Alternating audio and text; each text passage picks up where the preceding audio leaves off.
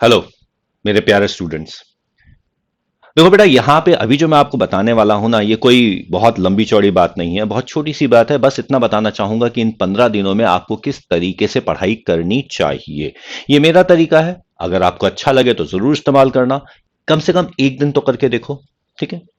तो मैं आपको बताने वाला हूं कि किस तरीके से आप इन 15 दिनों का, जो अभी आपके पास 15 दिन बचे हैं अपने नीट एग्जाम से पहले, और बहुत सारे लोग अपने सीयूटी की भी तैयारी कर रहे होंगे, तो उनके से पहले जो एग्जाम के लिए तैयारी के लिए समय बचा है, उसको किस तरीके से आप बेहतरीन तरीके से इस्तेमाल कर सकते हो। ठीक है, तो चलिए मैं आपको बता देता हूं। बहुत छोटी सी बातें बताऊंगा, बहुत लंबी चौड़ी बातें नहीं बताऊंगा। सबसे पहली बात, 15 दिन आपके पास है, ठीक है। और हां, मैं उन लोगों की बात कर रहा हूं जिनका कोर्स कंप्लीट हो चुका है। अब मुझसे यह मत पूछिएगा कि सर अगर अब हमने अभी तक पढ़ाई नहीं की तो इन 15 दिनों में हम कैसे पढ़ाई करें कि हमारा नीट क्लियर हो जाए। भैया, 15 दिन में नीट क्लियर नहीं होता। अगर आपने अभी तक पढ़ाई नहीं की है तो आप 2022 की जगह 2023 की तैयारी करना शुरू कर दीजिए। सही बात कह रहा हूं, ठीक है। यहां पर 15 दिन के अंदर अगर आप अभी से शुरू करेंगे तो क्या नीट हो जाएगा, ऐसे सवाल मत पूछिएगा। ये सवाल किसी काम के नहीं होते, ठीक है। मैं सिर्फ उन लोगों की बात कर रहा हूं जिनका कोर्स कंप्लीट हो चुका है, जिन्होंने जितनी भी तैयारी कर सकते थे कर चुके हैं, कोई चैप्टर नहीं बचा, उनके लिए ये सेशन है। ये उन लोगों के लिए नहीं है सेशन जो कह रहे हैं कि हम अभी से शुरू करके 15 दिन में नीट क्लियर कर लेंगे। उनके लिए नहीं है ये, ठीक है। हाँ, तो पहले हम नीट की तैयारी करेंगे, फिर हम सीयूईटी के बारे में भी बात करेंगे, क्योंकि सीयूईटी का एग्जाम भी आप में से ज्यादातर लोग दे रहे हैं। सीयूईटी के अंदर कोई एज रिस्ट्रिक्शन नहीं है, इसलिए अगर आपने ड्रॉप किया है तो भी आप सीयूईटी का एग्जाम दे सकते हैं। अगर आपने वैसे एग्जाम जो जैसे भी किया, सीयूईटी का एग्जाम आप दे सकते हैं। तो चलिए, सबसे पहली बात, ठीक है, मैं आपको यह बता रहा हूं। देखो, आपने पूरा कोर्स कंप्लीट कर लिया, अब बची है बात रिवीजन की। हम बात कर रहे हैं रिवीजन की। अगर रिवीजन की बात करते हैं तो सीधी सी बात यह है कि आप सबसे पहली बात रिवाइज करते हुए चूज द इजीएस्ट चैप्टर। ठीक है, ध्यान रखिएगा, सबसे आसान चैप्टर से शुरुआत कीजिए। देखो, कई बार स्टूडेंट करते हैं, अभी अभी आप मुझे बोलेंगे, कई स्टूडेंट बोलेंगे, सर अगर हम इजीएस्ट चैप्टर से शुरू करेंगे तो डिफिकल्ट चैप्टर के लिए टाइम नहीं बचेगा, और डिफिकल्ट चैप्टर के लिए टाइम नहीं बचेगा तो डिफिकल्ट चैप्टर रह जाएगा। मानता हूं आपकी बात, आप जो कह रहे हैं बिल्कुल सही कह रहे हैं, लेकिन एक बात समझिए, डिफिकल्ट चैप्टर आज आपसे अगर अभी तक नहीं हुआ है तो अब हो जाएगा, इसकी कोई गारंटी नहीं है। डिफिकल्ट चैप्टर ज्यादा समय लेता है, मानते हैं ना इस बात को। और हो सकता है कि उस डिफिकल्ट चैप्टर, 2 या 3 जो डिफिकल्ट चैप्टर आपको लगते हैं, उसके चक्कर में आपके 25 इजी चैप्टर रह जाएं। जबकि इजी चैप्टर अगर आप शुरुआत करते हैं तो 2 घंटे 3 घंटे में वो चैप्टर खत्म हो जाएगा। मैक्सिमम 2 घंटे लगने चाहिए, क्योंकि आप चैप्टर तो आप कंप्लीट कर चुके हैं, आप सिर्फ रिवीजन कर रहे हैं। तो इजीएस्ट चैप्टर से शुरुआत कीजिए। मैं तो ये कहूंगा, चाहे वो फिजिक्स हो, चाहे केमिस्ट्री हो, चाहे बायोलॉजी हो, इजीएस्ट चैप्टर से शुरू कीजिए। और 2 चैप्टर पर सब्जेक्ट पर डे, ठीक है। हर रोज हर सब्जेक्ट के 2 चैप्टर। बायोलॉजी के चैप्टर ज्यादा है तो वो 3 या 4 आप देख लीजिएगा, 15 दिन के अंदर कितने चैप्टर्स आपने करने हैं, उन चैप्टर्स के हिसाब से पर डे डिसाइड कर लीजिएगा। अब आप कहेंगे सर डिफिकल्ट चैप्टर के लिए तो ज्यादा टाइम चाहिए। बेटा, जब आप इजी चैप्टर से शुरू करोगे तो इजी चैप्टर में हो सकता है आपको टाइम काफी कम लगे, और कम टाइम लगने के कारण हो सकता है टाइम बच जाए, तो 2 की जगह 3 चैप्टर कर लो, 3 की जगह 4 चैप्टर कर लो, कोई दिक्कत नहीं है। लेकिन एक बात का ध्यान रखिएगा, इन 15 दिन के अंदर ऐसा मत कीजिएगा कि आज फिजिक्स, आज केमिस्ट्री, आज बायोलॉजी, नहीं। Per day all 3 subjects must be done. और शुरू कीजिएगा इजीएस्ट चैप्टर से, डिफिकल्ट चैप्टर से गलती से भी स्टार्ट मत कीजिएगा, क्योंकि डिफिकल्ट चैप्टर्स एक दिन में खत्म होगा नहीं। डिफिकल्ट चैप्टर जब एक दिन में खत्म नहीं होगा तो फिर उसके बाद आपके पास बैकलॉग रहता चला जाएगा, आपकी टेंशन बढ़ती चली जाएगी, और 15 दिन के अंदर आप अपना कोर्स कंप्लीट नहीं कर पाएंगे। तो गलती से भी डिफिकल्ट चैप्टर से शुरू मत कर दीजिएगा। सबसे सिंपल, सबसे इजी चैप्टर, उससे शुरू कीजिएगा। जितने चैप्टर खत्म होते चले जाएंगे, बेटा जब आप देखते हैं ना नंबर्स, जब आप देखते हैं 1 2 3, तो 1 2 3 नजर आता है, ये नजर नहीं आता कि इजी चैप्टर है डिफिकल्ट चैप्टर है। समझे? तो उससे आपका कॉन्फिडेंस बढ़ता चला जाएगा, आपकी टेंशन कम होती चली जाएगी, आपकी एंग्जाइटी कम होती चली जाएगी। तो इसलिए सबसे इजी चैप्टर से शुरू कीजिएगा, 1 2 3 करते चले जाइएगा, 2 चैप्टर पर सब्जेक्ट पर डे करते चले जाइएगा। केमिस्ट्री के अंदर हमारे पास कुल मिला के 30 चैप्टर है। ओके, और 30 चैप्टर की वजह से आप बड़े आराम से अगर दो चैप्टर करते चले जाएंगे, लास्ट डे आप सबसे डिफिकल्ट चैप्टर को रिवाइज कर रहे होंगे, आराम से हो जाएगा। कोई टेंशन नहीं होगी, कोई दिक्कत नहीं होगी। अपने पे कॉन्फिडेंस रखिए और पैनिक हरगिज मत कीजिएगा। तो आपने 2 चैप्टर पर डे की बात हमने कर ली, पहली बात तो ये है, तो आपके जो भी चैप्टर्स हो जाएंगे। दूसरी बात, पहली बात तो ये है, और दूसरी बात, डू 1 और 2 एज पर योर विश। अभी स्टार्टिंग में तो एक कीजिएगा, बाद में जब आपकी स्पीड बन जाएगी तो 2 किए जा सकते हैं। 2 full course papers every day, ठीक है? Full course paper every day. अब यहां पे पेपर करने का तरीका भी मैं आपको बता देता हूं, ठीक है? पेपर कैसे करना है, कौन सा करना है। देखो, सबसे इंपॉर्टेंट बात, focus on accuracy, not speed, ठीक है?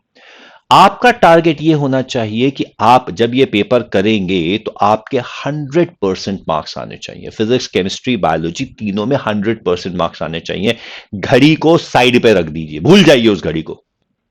3 घंटे का पेपर अगर 4.5 घंटे में होता है, 6 घंटे में होता है, कोई बात नहीं, जितना समय लगाना है लगा लीजिए, कोई दिक्कत नहीं है, ठीक है? स्टार्टिंग में, ठीक है? जब आपकी एक्यूरेसी बढ़ती है तो एक्यूरेसी बढ़ने के साथ साथ आपकी स्पीड अपने आप बढ़ जाती है। अगर मान लो आप एक पेपर लेते हैं, आप 3 घंटे का टाइम लगाते हैं, 3 घंटे 20 मिनट का जो भी आपको टाइम दिया जा रहा है उतना टाइम लगाते हैं और 200 क्वेश्चन लेकर बैठ जाते हैं कि हमें 200 क्वेश्चन कंप्लीट करने हैं और हमारे पास 200 मिनट है, ठीक है? 200 मिनट में 200 क्वेश्चन आपने करने हैं। तो बेटा, आप जब वैसे करते हैं ना स्पीड में, तो आपका जो क्वेश्चन गलत होना होता है वो गलत कर देते हैं और फिर उसके बाद आपके पास एक सीडो टेंशन बढ़ती चली जाती है। अरे टाइम कम है, अरे टाइम कम है, फिर होनी शुरू होती है सिली मिस्टेक्स। फिर जब लास्ट में आप अपने पेपर को देखते हैं ना, तो आप अपने आप को सांत्वना देते हैं, क्या? कि भाई वो तो टाइम कम था ना, वरना क्वेश्चन तो मुझे आता था, पेपर में तो सही हो जाएगा। ऐसा मत कीजिए, फुल टाइम दीजिए और खुद अपने आप रियलाइज कीजिए, अपनी प्रिपरेशन को रियलाइज कीजिए। सोचिए कि अगर आपके पास अनलिमिटेड टाइम है तो क्या वो अनलिमिटेड टाइम में आप 100% स्कोर कर सकते हैं?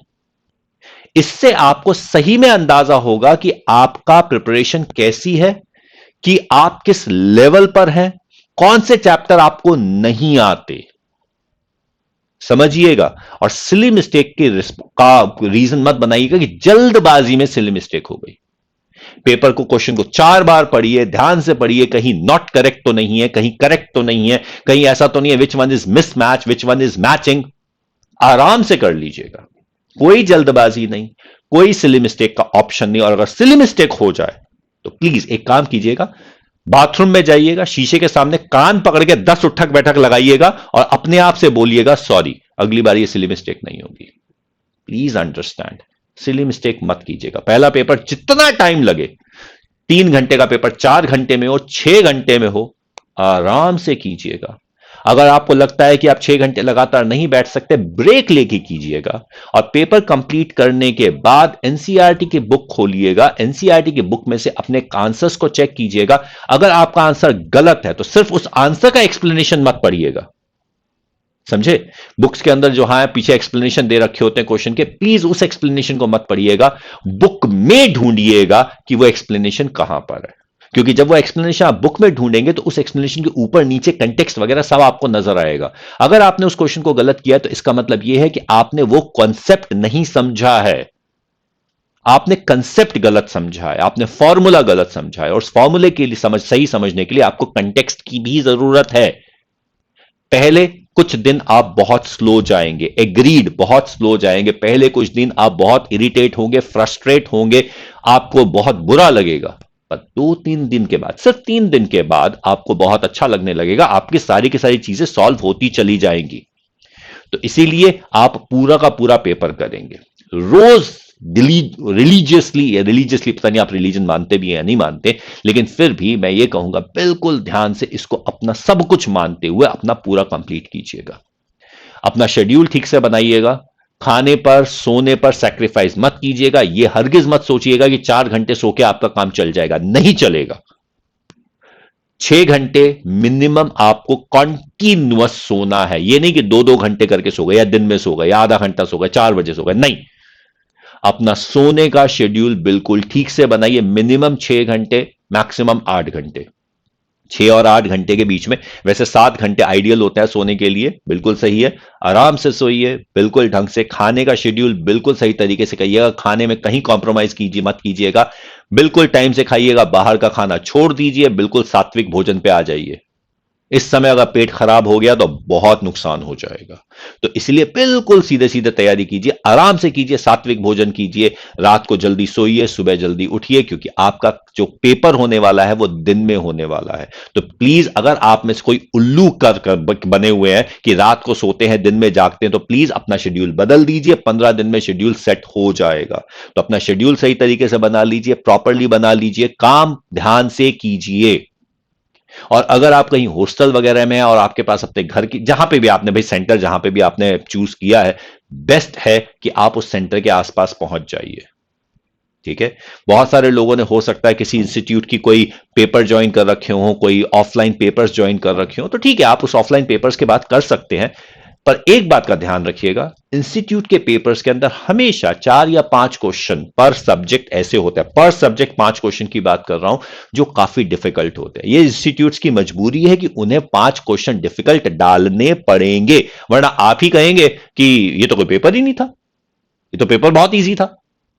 भैया, 5 क्वेश्चन आपको डिफिकल्ट मिलेंगे, उन क्वेश्चंस को पढ़िए। हो सकता है उन क्वेश्चन से आपको कुछ कंसेप्ट समझने में आसानी हो। ठीक है। लेकिन अगर तुम्हें लगता है कि ये कंसेप्ट बहुत ही आउट ऑफ वे जा रहा है या बहुत डिफिकल्ट पेपर है, तो प्लीज ऐसे डिफिकल्ट पेपर को अटेम्प्ट मत कीजिएगा। नीट का पेपर काफी इजी आता है। ठीक है।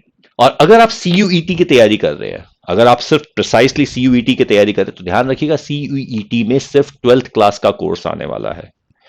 प्लीज सीयूईटी के वेबसाइट पर जाकर अपने सब्जेक्ट स्पेसिफिक कोर्स को चेक कर लीजिए। आपने सीयूईटी का फॉर्म भर लिया है, अपने सब्जेक्ट स्पेसिफिक कोर्स को चेक कर लीजिए और सब्जेक्ट स्पेसिफिक कोर्स की ढंग से तैयारी कीजिए। सीयूईटी के लिए best book to prepare is NCERT. NCERT से बाहर क्वेश्चन नहीं आएगा, चाहे वो नीट का पेपर हो, चाहे वो सीयूईटी का पेपर हो। Please understand. तो आराम से तैयारी कीजिए। और अगर आपको अभी भी कोई कंफ्यूजन है, तो यू कैन ज्वाइन मी, मेरे साथ आइए। यहां पर हमारी गूगल मीट के अंदर बहुत सारी क्लासेस होती हैं, बहुत सारी ये नीट पर हमारी डायरेक्ट क्लासेस होती हैं, तो आप वो नीट की क्लासेस को ज्वाइन कर सकते हैं। ठीक है। मीट, गूगल मीट पर क्लास होती है, तो मेरी क्लासेस होती है किस पर?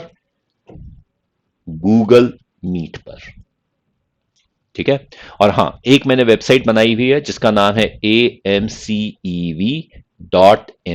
ठीक है। इस वेबसाइट पे जाइए। इस वेबसाइट पे आपको बहुत सारे ऑब्जेक्टिव क्वेश्चंस मिल जाएंगे। पूरी एग्जाम्पलर के क्वेश्चंस उसके अंदर हैं, बहुत सारे दूसरे क्वेश्चंस हैं। अगर आपको कोई कंफ्यूजन होता है, तो आप मुझे इस फोन नंबर पर 7975441411 पर व्हाट्सएप कर दीजिए।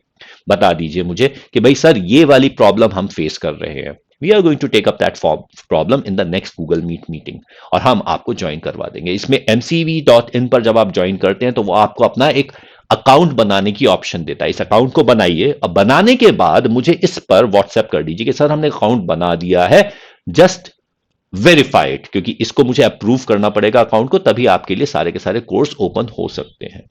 तो just go ahead, join this amcev.in। इस पे व्हाट्सएप कर दीजिए, अपना ईमेल आईडीज मुझे दे दीजिए, जिससे कि मैं आपको मेलिंग लिस्ट में ऐड कर सकूं और आपको डायरेक्टली गूगल मीट के सारे इनविटेशन अपनी ईमेल आईडी पर मिल जाएंगे।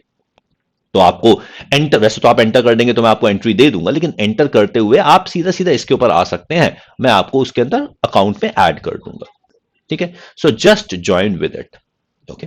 कोई भी अगर डाउट अगर आपका बाकी बच गया है प्रिपरेशन के हिसाब से, तो आप मुझे व्हाट्सएप कर सकते हैं। बिल्कुल आराम से व्हाट्सएप कर दीजिए। हमारा टेलीग्राम चैनल भी है। Telegram channel t.me blessed chemistry brains. यहां पर आप मुझे टेलीग्राम पर भी मैसेज कर सकते हैं।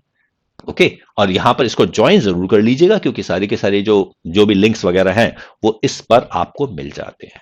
ठीक है। आई होप अभी छोटा सा मैंने आपको बताया है वो आपको बहुत ज्यादा क्लियर हो गया है। कल मैं आपको एक और सेशन बताऊंगा जिसमें मैं आपको यह समझाऊंगा कि किस तरीके से आपको ऑब्जेक्टिव पेपर को अटेम्प्ट करना है।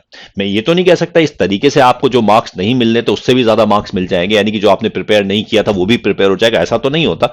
बस ये कह सकता हूं कि जितने मार्क्स आप डिजर्व करते हैं उतने मार्क्स तो आप पक्का ले लेंगे। जो तरीका मैं आपको पेपर अटेम्प्ट करने का बताऊंगा ये तरीका एग्जैक्टली फॉर ऑब्जेक्टिव पेपर्स है।